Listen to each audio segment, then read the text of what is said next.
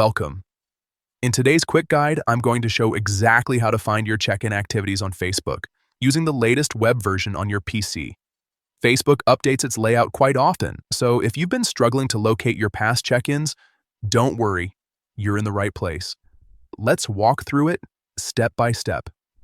First, open Facebook on your web browser. Make sure you're logged into your account so you can access all your personal settings and activity. Once you're on the homepage, look at the top right corner of the screen. You'll see your profile photo there. Go ahead and click on it. This will open a drop-down menu with several options related to your account. From that menu, find and click on Settings and Privacy. When you click it, more options will appear underneath. From there, select Activity Log.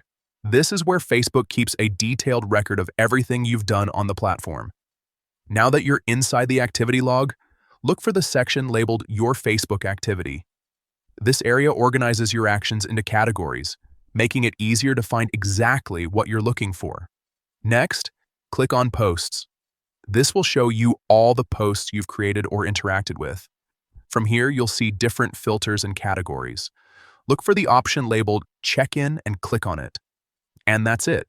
You'll now see a list of all your check-in activities, including locations you've tagged in the past.